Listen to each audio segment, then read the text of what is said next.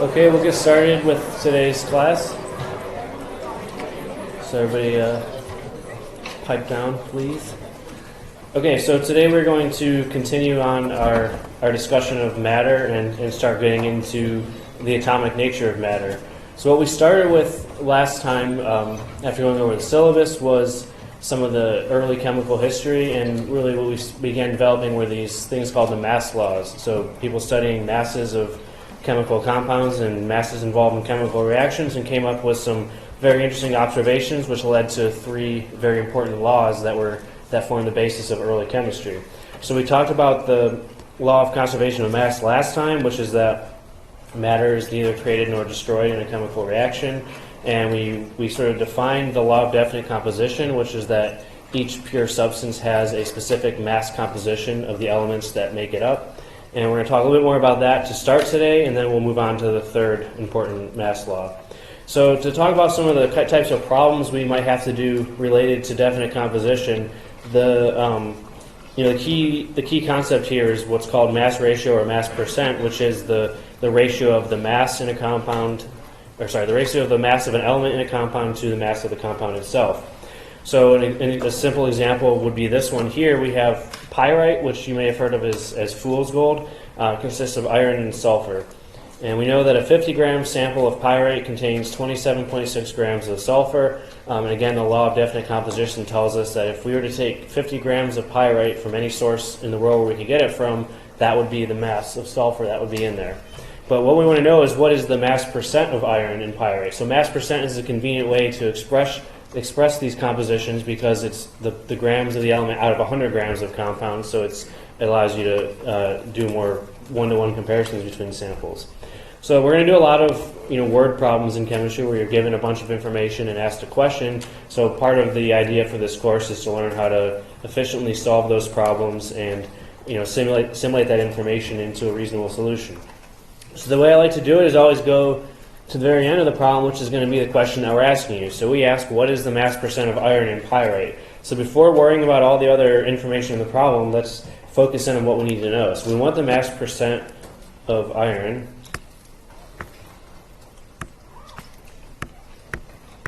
And we talked about the definition of mass percent last time as being, it's going to be the mass of iron divided by the mass of the compound, which is pyrite.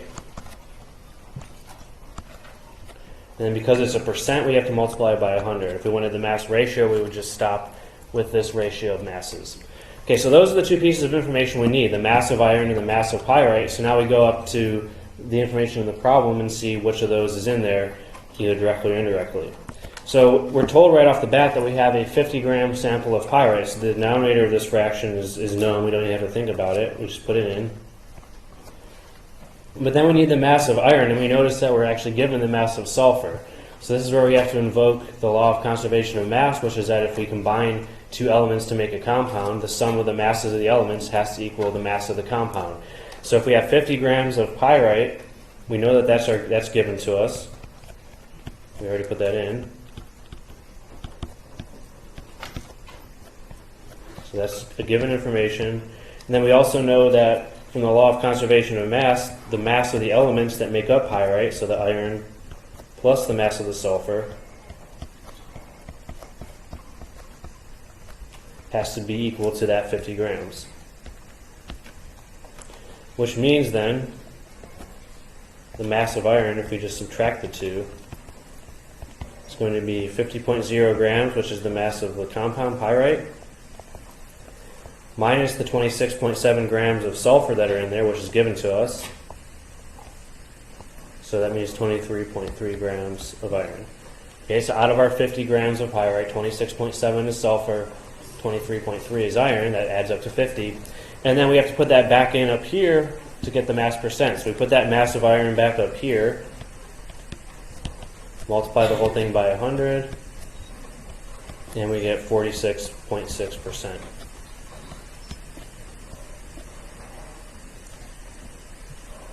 Okay, so when you ask for a mass percent, you need just two quantities, the mass of the element that you're interested in and the mass of the compound.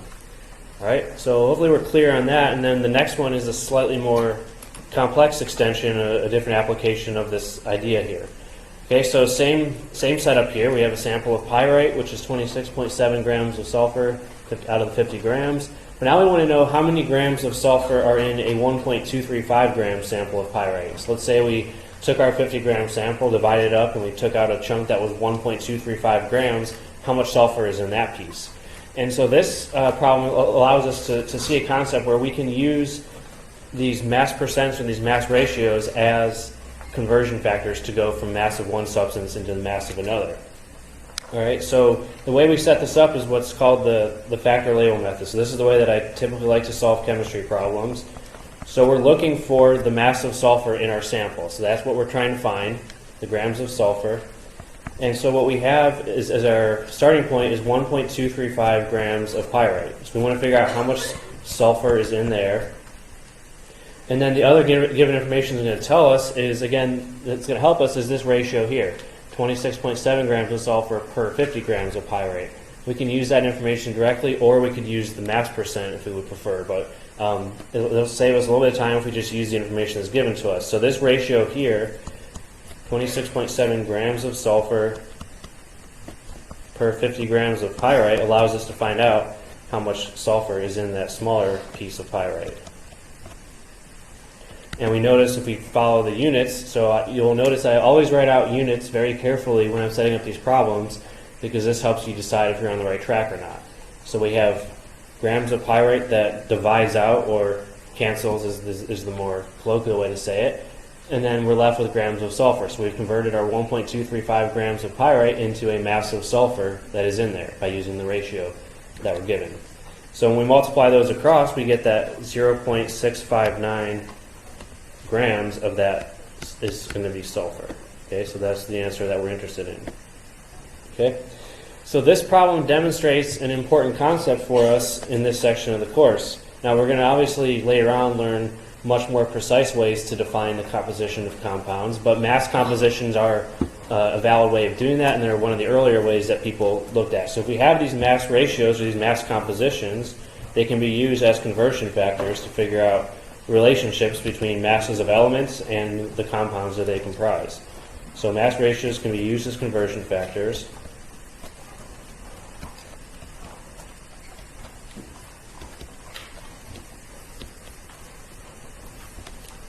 All right, so far I've only shown you examples with what are called binary compounds that have two elements, but if we have more than two elements, the relationships still apply. It's just slightly more complex because you have three mass ratios to worry about. But if you have these mass ratios or mass percents, you can take the mass of one element in a compound. You can figure out how much mass of a second element is in that same compound. And you can convert either of these into a mass of compound. So all these relationships between masses of elements and masses of compounds come out from this definition of mass percent or mass ratio. All right, so in this case we saw that it allows us to figure out how much of an element is in a compound, but we could go the opposite way. We could say if we had this much sulfur, how much of the compound can we prepare from that much sulfur? It works in both directions. So that's sort of one of the early types of unit conversions that we'll be doing, but it's a technique we're going to be using over and over again in this course in increasingly more complex scenarios. All right, so that's the idea behind mass percent, which is really the key component of the second mass law, definite composition. And now let's go on to the third mass law, which is called multiple proportions. Now this one's the most complicated one, I suppose. It's a little bit hard to put into words or hard to imagine. But basically what we're talking about with multiple proportions, we've now seen in these examples and in a more general sense that we can combine two elements to make a compound. Now, very often it's possible to combine two elements and make multiple different compounds. So depending on the ratio that we can combine those elements in, we can get more than one compound. The one that you're probably familiar with is carbon monoxide and carbon dioxide. Two compounds that just have carbon and oxygen in them, but they're in different ratios, and so they have different compositions and different properties, and they're two different compounds altogether. Okay, so we can sometimes combine elements in different ratios to make more than one different compound. And in that scenario, we have a relationship between the mass ratios in those two compounds. So probably the clearest way to state this law is, let's say we have 1 gram of an element, which we'll call A. And it's going to combine with some other element X to form a compound.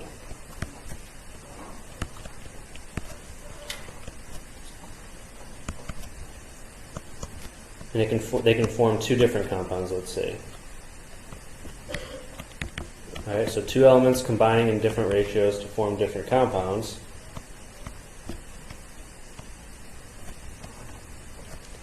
And then the masses of X that combine with A.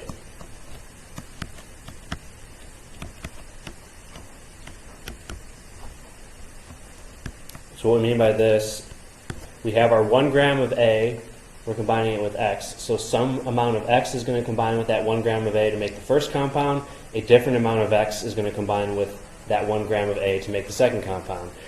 So those masses are going to be small whole number ratios of one another.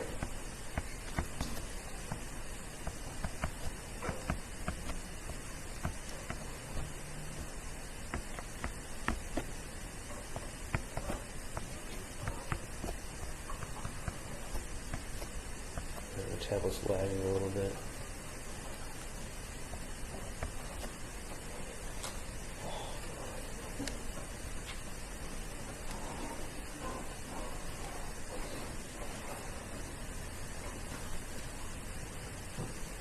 Come on.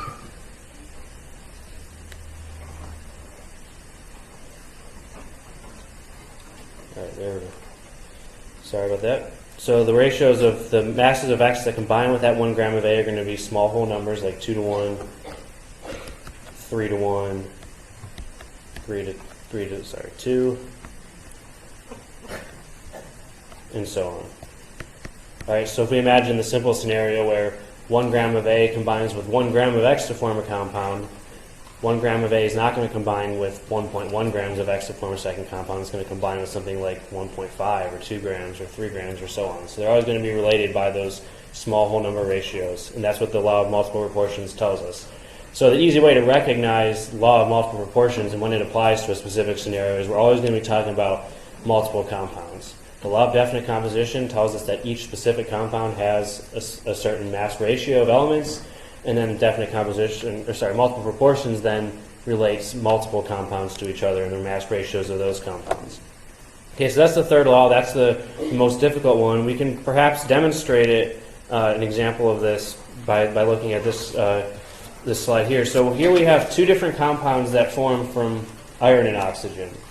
Again, binary compounds, only 2 elements, keep it simple. So there's ferrous oxide, which is this black powder here. And then there's also rust, which, as you're familiar with, is a red substance. You've surely seen it before in your environment. So ferrous oxide and rust, and because they're 2 different compounds, they have 2 different mass percents, right? They're the same elements, but combined in different ratios. So if we want to demonstrate the law of multiple proportions, we need to figure out the mass of one of the elements that combines with 1 gram of the other element. And you can use the ratios to determine that. So let's find, you can do this in either direction really, but let's find the mass of oxygen that combines with 1 gram of iron. So if we have our first compound here, which is ferrous oxide, we're looking for the mass of oxygen that combines with 1 gram of iron, so we just divide the 2. So these mass percents can be treated as the grams of that element out of 100 grams. So if we just use the mass percents, we can do that. So the ratio of oxygen to iron is 22.27 to 77.73. So we're just looking for that ratio, that mass ratio between the 2. And this is going to be equal to 0.2865. So again, this number says that if we have 1 gram of iron, we would have 0.2865 grams of oxygen that combine with that to make the first compound. And then if we do the same thing for rust, we take the mass of oxygen in rust divided by the mass of iron in a sample of rust. And since we're given mass percents, we're just going to use those directly. We look at the data, we have this case 30.06 is the mass percent for oxygen, and 69.94 is the mass percent for iron. And so when we divide those, we get 0.4329. Okay, so we've now normalized this to the mass of iron. So what this is telling us is if we have 1 gram of iron, it would combine with 0.2865 grams of oxygen to form this compound, ferrous oxide, and it would combine with 0.4329 grams of oxygen to make rust. So it combines with those two different ratios. And then the ratio of the ratios, if you want to think about it that way, we take these two numbers here and divide them. They should be a simple whole number ratio, as the law of multiple proportions tells us. So if we divide 0.4329 by 0.2865, we get 1.500, which simplifies to the fraction 3 over 2. Okay, so the ratio of these two masses that combine with 1 gram of iron is a simple whole number ratio of 3 to 2. If you do it the other way, you get 2 to 3, or if you did it in terms of iron instead of oxygen, you get the same scenario. Okay, so that's what the law of definite proportion, the law of multiple compositions tells us. Let me say that again. The law of multiple proportions tells us is that if you have two compounds formed from the same elements, those ratio of the masses is going to be a simple whole number. Okay, so that takes us to the end of the mass laws. So let's do a quick review of all three of them before describing the theory that describes them. So we know that these laws exist, and if we study chemical reactions, we will observe these phenomena over and over again. Now the question is, why do they occur? Why does this happen?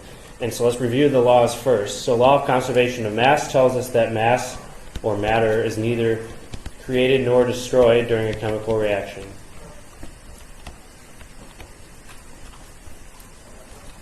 Okay, so the mass that you put into a chemical reaction is equal to the mass you get out, of course in a different form. This is what a chemical reaction does, is it converts one or more substances into something different, but the total mass before and after is the same.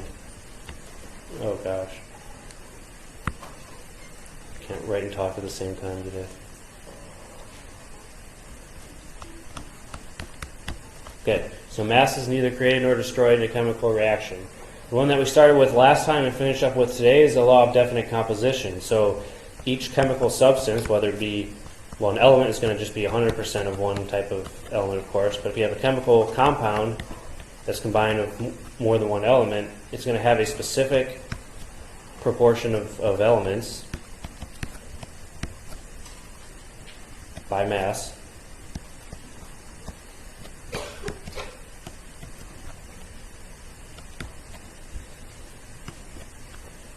And the other key part of this that we've touched on is that it doesn't matter what the source of that compound is. So very often there's more than one way to make a chemical compound. We talked about the example of carbon dioxide last time. You exhale it, or you can form carbon dioxide when you burn something. If you measure the mass percent in those two samples of carbon dioxide, they will be identical. It doesn't matter how they're formed. They will have that specific mass composition. And then finally, the law of multiple proportions, which we just finish up with. This is the wordy and confusing one. So if two elements combine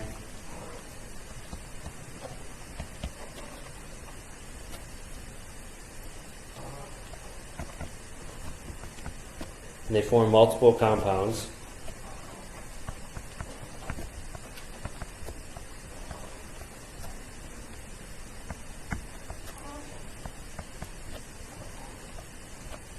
each compound will have a distinct mass ratio for the two elements.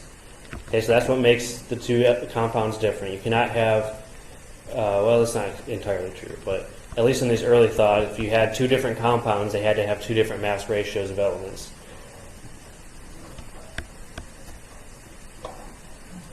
So that each is going to have a distinct mass ratio for the two elements.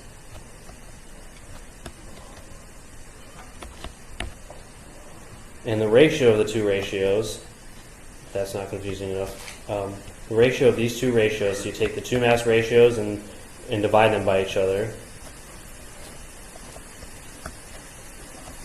That is going to be a small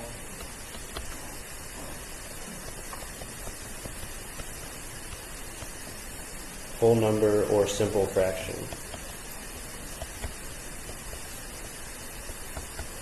So like I said, 2 to 1, 3 to 1, 3 to 2, 4 to 3 even, but small whole number fractions, nothing too complex. Okay, so those are the three mass laws that we've talked about. And now we have to think about a theory that links them together. And the person that sort of came up with all of this was John Dalton. So he came up with Dalton's atomic theory. So at the time that people studied these mass laws, they weren't really convinced about the nature of matter.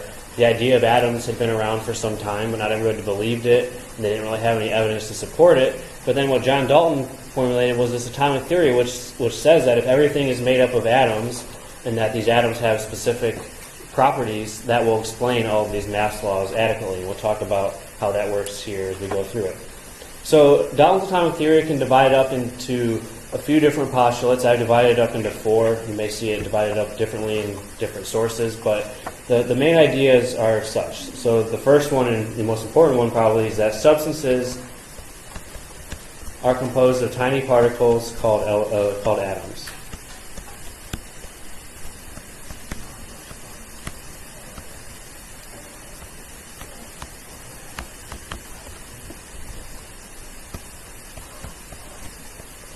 And these atoms cannot be decomposed further.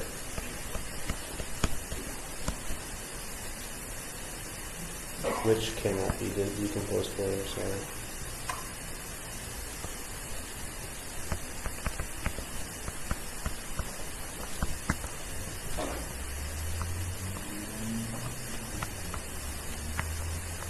All right, another way to think about this is that atoms are the building blocks of all matter. So if you were to take a piece of anything, any substance, and start dividing it up into smaller and smaller pieces, eventually you get down to a single atom, and that's the smallest piece you can break off of that, and you can't decompose it any further.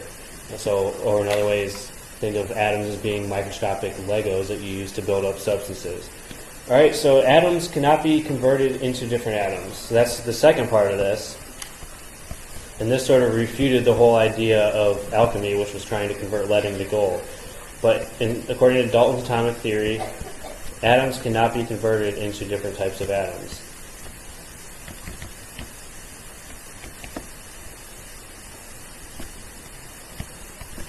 Which, another way of saying this is that elements cannot be interconverted. So you cannot take carbon and just change it into oxygen using a chemical reaction.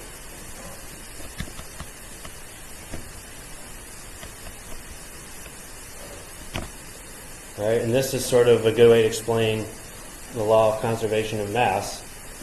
When you put elements into a chemical reaction, you have the same elements that come out and just have the same atoms. So you put in a collection of atoms into a chemical reaction, they rearrange themselves during the chemical reaction, but they don't change their form, and so that explains why the mass would be conserved. Atoms of a given element have the same mass. We'll learn later that this is not entirely true, but it's mostly true.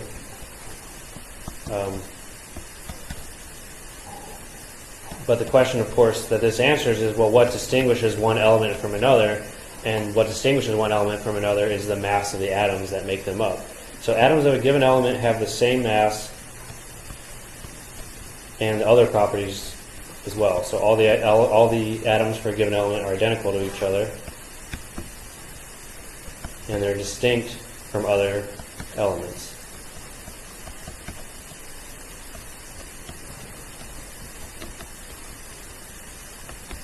Right, so atoms of carbon have a certain mass and certain properties. Atoms of oxygen have a different mass and different properties, and so on. So that's what distinguishes one element from another.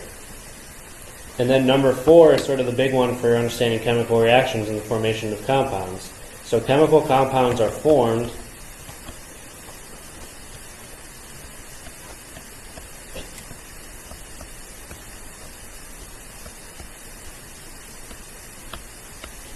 when atoms of different elements combine.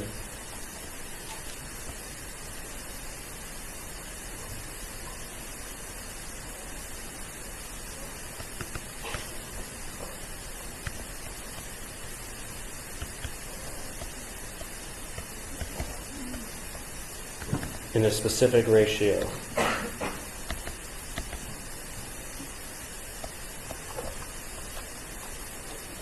And then chemical reactions, which can involve elements and or compounds, involve reorganization of atoms.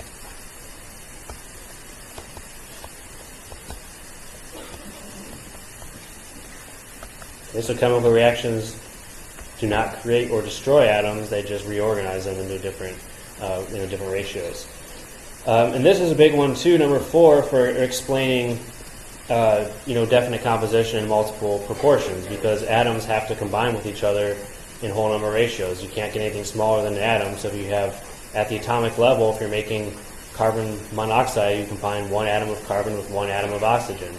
And that also explains then the multiple proportions idea, because if you have one atom of carbon combining with one atom of oxygen, if you want to make a new compound, you could say combine one atom of carbon with 2 atoms of oxygen, but you can't combine it with 2.5 atoms or 2.3 atoms. So they have to combine at the atomic level in very small whole number ratios, which is why the masses then that come out of that are also related by small whole number ratios. So this in some way explains all of those laws, and I encourage you to spend some more time thinking about this and waxing philosophical about how this atomic theory connects all of the laws that we've just learned. It was a very important piece of chemistry, and so it really generated the idea and really solidified the idea that substances are comprised of atoms, which are the very tiny building blocks, and that all atoms are different from each other for each individual element. But then, the next thing that sort of came into play was all of these. This theory was based on all these mass laws, where people had only been talking about combining masses of elements with each other. How do we actually know what the ratio of the atoms in the compound is? So I told you that carbon monoxide is 1 carbon and 1 oxygen. Carbon dioxide is 1 carbon and 2 oxygens, but how do we actually know that if we just know the masses? So how do we actually transfer this to the atomic level? And this came about from a couple observations by Gay-Lussac and Avogadro. We'll learn more about Avogadro's contributions later on. He does have the number named after him, but that's not really his contribution. But he studied gas phase reactions, as did Gay-Lussac. So what Gay-Lussac noticed was that, and we'll talk more about gas phase reactions much later in the course, but at equal temperature and pressure, so pressure is a property of gases that is very important that we'll deal with later. But when you have the same temperature and pressure, gases combine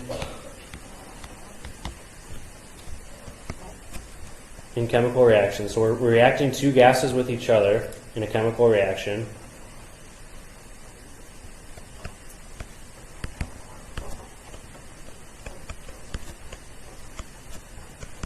In fixed whole number ratios.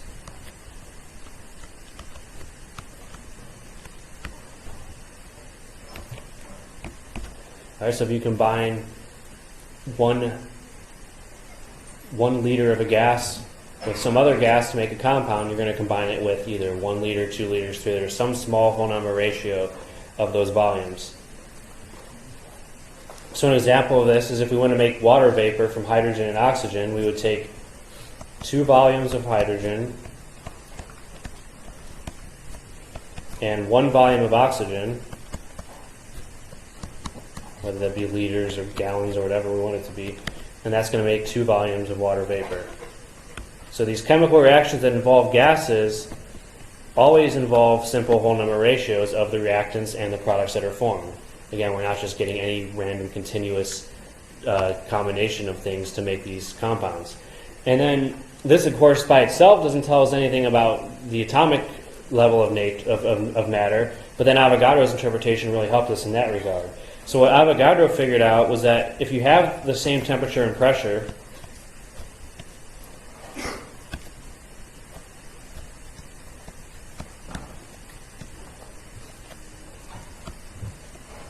equal volumes of different gases,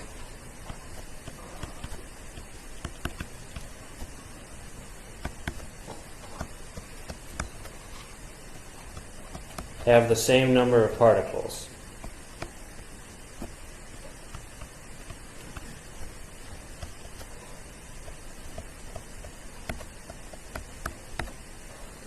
All right, so what that means is that it doesn't matter what the identity of the gas is. If you have 1 liter of that gas at some temperature and pressure, 1 liter of another gas at the same temperature and pressure is going to have the same number of atoms or molecules in it, whatever the fundamental particle is that makes up that gas.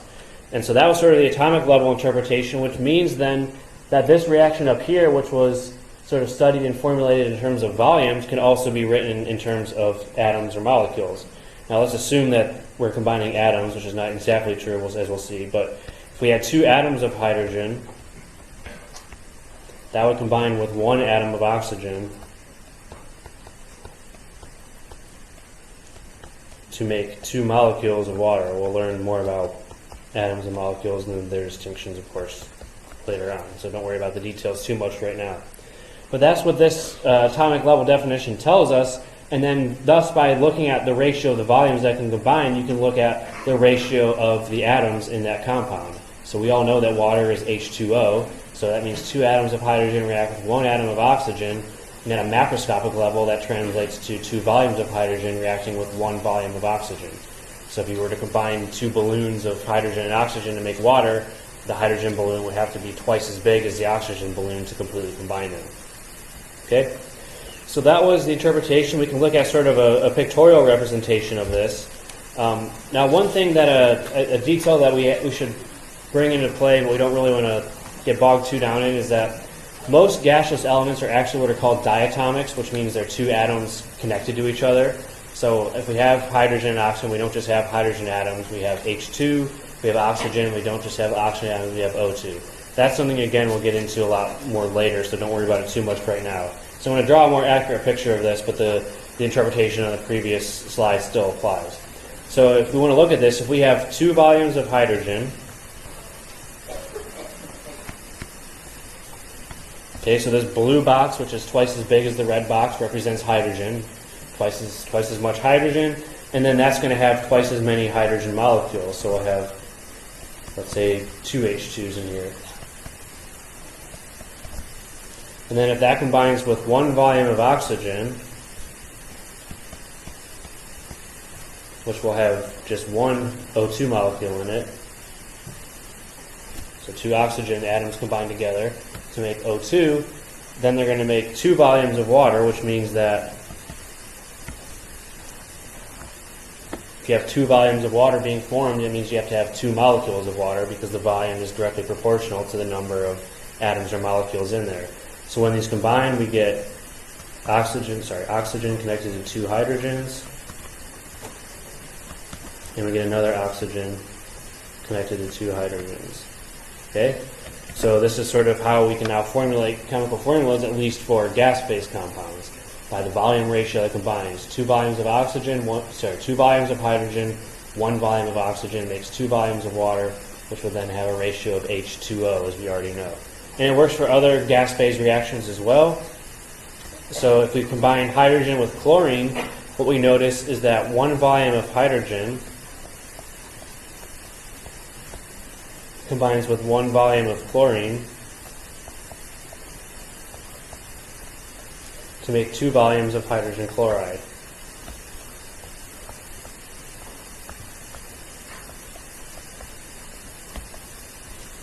Alright, so that would tell us then, in this case, it's a 1-to-1 ratio, so if we have 1 molecule of hydrogen, it would react with 1 molecule of chlorine,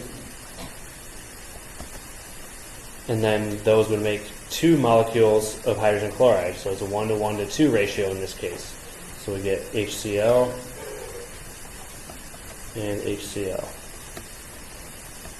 Okay, so a lot of the details of this are still going to be fuzzy at this early stage, but nonetheless, what we can see now is that we have an atomic level definition of how elements combine to form compounds, and they're always going to combine in simple whole number ratios of the atoms that are involved in the reaction. All right, so this was all well and good. People now had a much clearer understanding of the atomic nature of matter, and they sort of accepted the fact that matter is made up of atoms, that these atoms combine with each other to form compounds. Well, the question remained: what is the actual structure of an atom?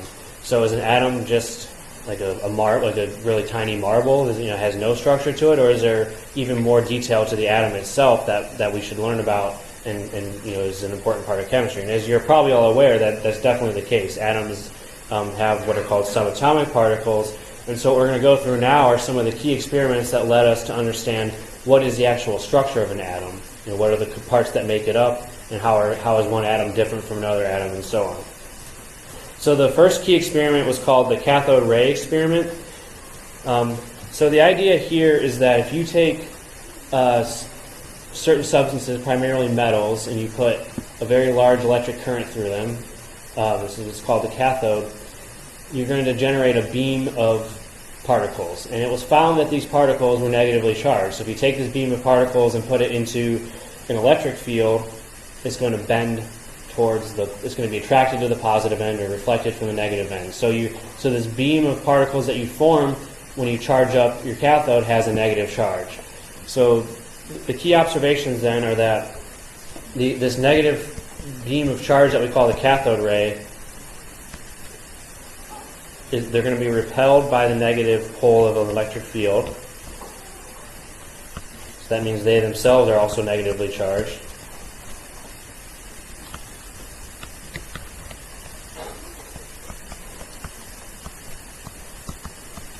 The particles that make up these cathode rays were soon renamed electrons.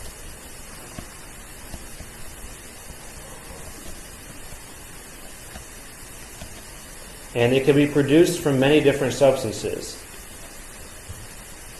All right, so it wasn't just one metal that gave rise to these cathode rays. You could use a number of different substances as your cathode, and you would get a very similar beam of electrons. So they can be produced from many different materials, so it's not just limited to one special scenario.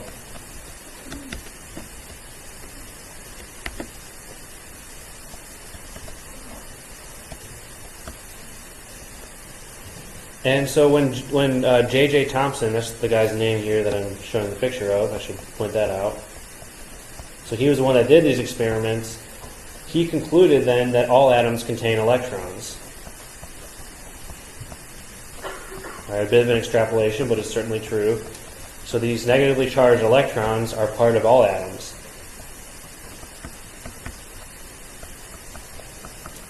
All right, and so this sort of led to the beginning of the idea that atoms are comprised of charged particles. You have clear evidence from this that there are negatively charged particles within an atom. And of course, if there are negatively charged particles, there also have to be positively charged particles to balance it out, although this experiment didn't reveal anything about those directly. And then the other thing that J.J. Thomson was able to do with this experiment, using some pretty simple physics relationships involving the force of attraction between an electric field and a charged particle, which we won't go through in detail, but he determined the mass to charge ratio. I guess the charge to mass ratio is how he put it, but either way. So he didn't determine the exact charge of an electron or the exact mass of an electron, but he determined the ratio.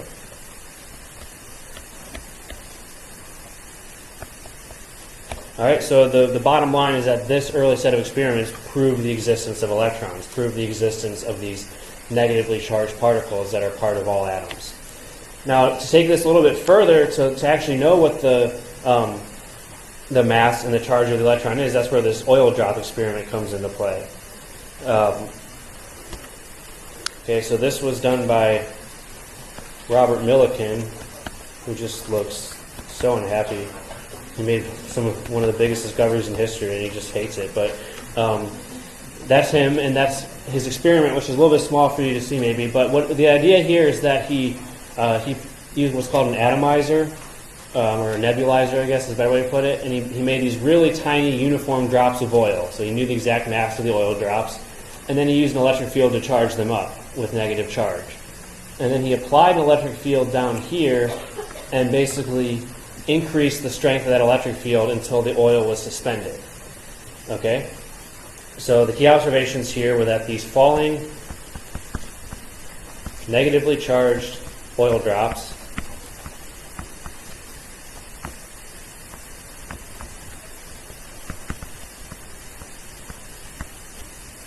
were stopped by an electric field. So he cranked up the electric field until they stopped falling. All right, if you think about it in physics terms, the free body diagram for this oil drop has gravity pulling down on it and has electric field pushing up on it. So at some strength of the electric field, you're going to completely arrest the motion of that oil droplet in midair. And from this information, again, using relatively simple physics, you can calculate the exact charge on the oil drop. Now, not every oil drop had the same charge. There were oil drops with different charges, but the charge that he measured occurred in regular whole number intervals. So all the oil drops had the same mass, but not necessarily the same charge, depending on how many units of charge they picked up during the process of giving them that charge. But the charges that he measured always occur in regular whole number intervals.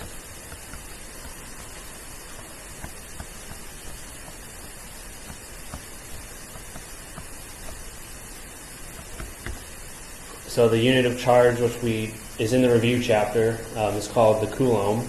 So imagine this is not the exact magnitude you would have, but if you had a charge on oil, if you had an oil drop with a charge of 1 coulomb, then you would also have oil drops with charges of 2 coulombs, 3 coulombs. But you would not have intermediate values. So the charges occur in regular whole number intervals, again suggesting that there's a particulate nature to what's giving rise to this charge. And from this information, he determined both the mass and the charge of the electron.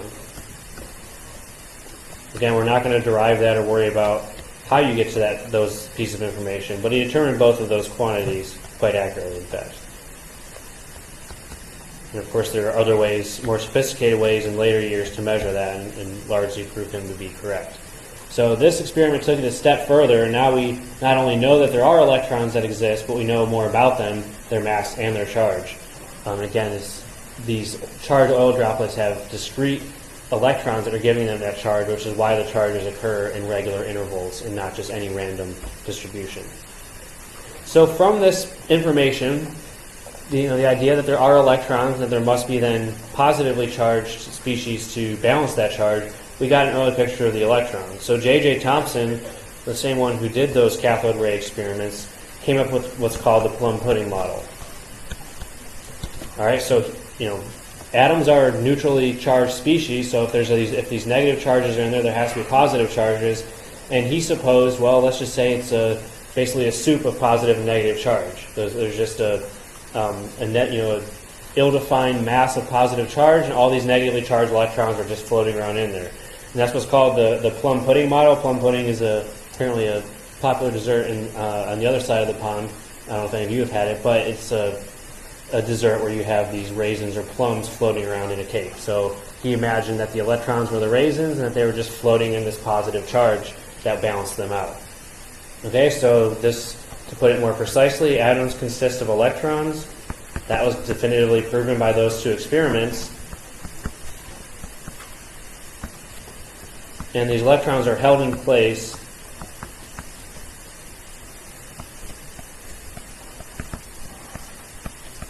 by a diffuse cloud of positive charge.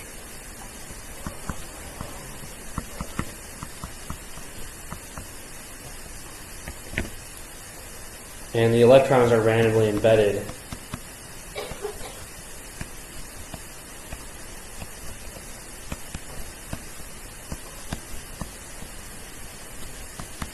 in this cloud of positive charge. So there's this model doesn't presuppose any sort of structure or organization of the particles. It's just that they exist and that they're floating around randomly through this cloud of positive charge. All right, so this was certainly a reasonable model at the time, and people were largely accepting of it, but of course, like any scientific hypothesis, you want to do an experiment to test it. And so Ernest Rutherford did an experiment to test the plum pudding model, and this was what's called this gold foil experiment. So he took a very thin piece of gold, and he bombarded it with these positively charged alpha particles. All right, so you're taking positive charges and putting them into a regular array of atoms, gold atoms, and his expected outcome, if the plum pudding model was correct, so his hypothesis of this experiment, I'll write his name down, Ernest Rutherford. So this is a very good example of the scientific method where Rutherford designed an experiment to test the idea that atoms are that consist of this plum pudding model. So his expected outcome, or his hypothesis for this specific experiment, is that these positively charged alpha particles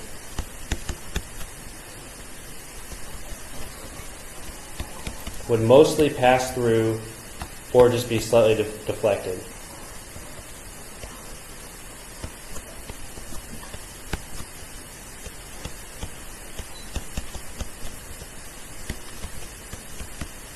Okay, because these alpha particles are very dense positive charges that are moving at a very fast rate. So he assumed if you just have this diffuse cloud of positive charge, these alpha particles are just going to bust through like like throwing a baseball through a piece of paper kind of thing, right? It's just there would be no resistance; it would go straight through.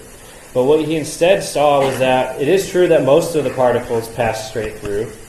So he measured the positions of these particles as they deflected through the gold foil, and most of them did in fact pass straight through.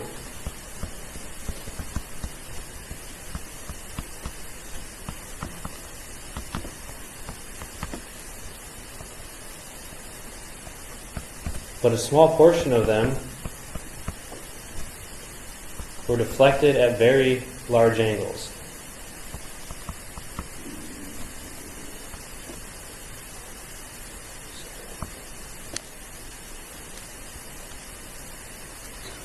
Deflected at very large angles.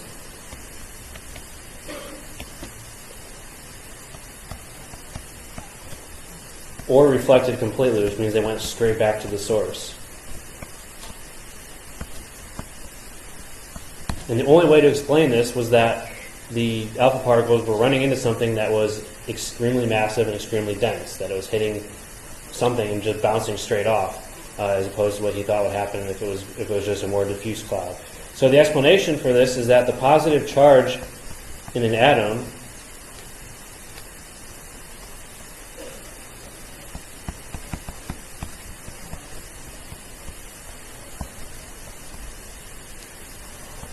and most of the mass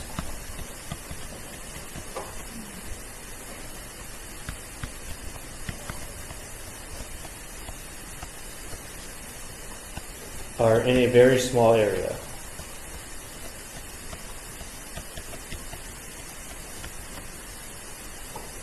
And he called this the nucleus.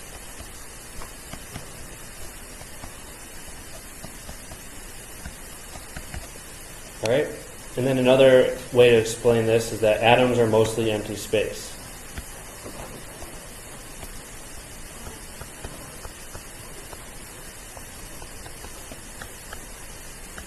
Okay, so that's why most of the particles got through.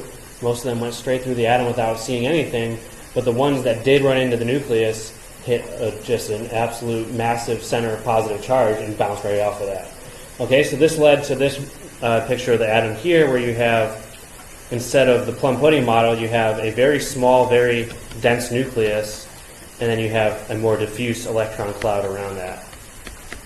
And we will now, later on, learn how to refine this model of the atom and really talk more in detail about the electron cloud. But this experiment proved the existence of the nucleus, and then we're not going to really talk a whole lot about the nucleus in this course. We're going to mostly deal with the electrons.